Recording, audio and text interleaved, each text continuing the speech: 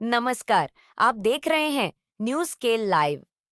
भरोसे की पहचान। आज हम बात कर रहे हैं आस्था, परंपरा और इतिहास के उस अद्भुत संगम की, जिसने झारखंड के हजारीबाग को देश ही नहीं बल्कि दुनिया के नक्शे पर खास पहचान दिलाई है।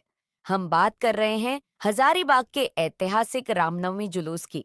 देश में कई बड़े धार्मिक आयोजन होते हैं, लेकिन अगर बात सबसे विशाल और लंबे जुलूसों की हो तो मुंबई का गणपति महोत्सव, पुरी की रथ यात्रा और अब हजारीबाग का रामनवमी जुलूस, इन तीनों का नाम प्रमुखता से लिया जाता है।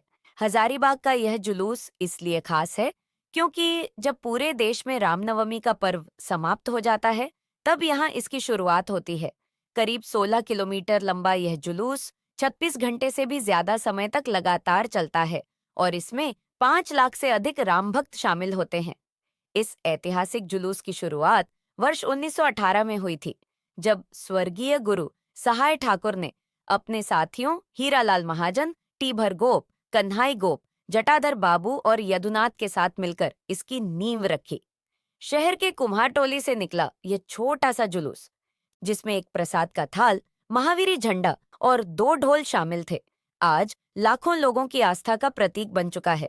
गोधुली बेला में झंडा बड़ा अखाड़ा में जमा होता था, जहां से 40-50 फीट ऊंचे झंडों के साथ जुलूस निकलता था।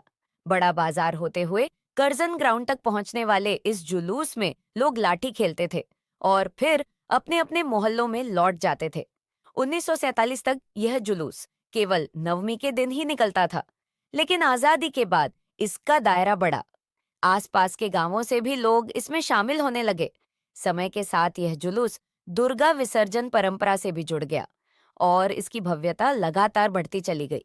पहले गाजा बाजा के साथ निकलने वाला यह जुलूस बाद में बंगाल की ताशा पार्टियों से गूंजने लगा। करीब 100 से अधिक ताशा पार्टियां यहां पहुंचने लगीं।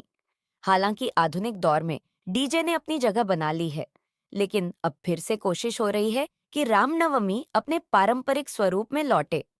आज यह जुलूस इतना विशाल हो चुका है कि नवमी से शुरू होकर दशमी और एकादशी तक चलता है।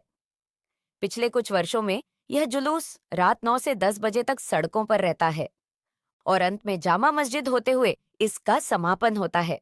श्री चैत्र रामनवमी महासमिति के पूर्व अध्यक्ष अमरदीप यादव ने राज्य सरकार से मांग की है कि हजारीबाग रामनवमी को राजकीय पर्व का दर्जा दिया जाए। 1918 में शुरू हुआ यह जुलूस आज आस्था, एकता और सांस्कृतिक विरासत का प्रतीक बन चुका है। हजारीबाग का रामनवमी जुलूस अब सिर्फ एक परंपरा नहीं, बल्कि एक पहचान बन गया है, जिसे लोग इंटरनेशनल रामनवमी के नाम से भी जानते हैं।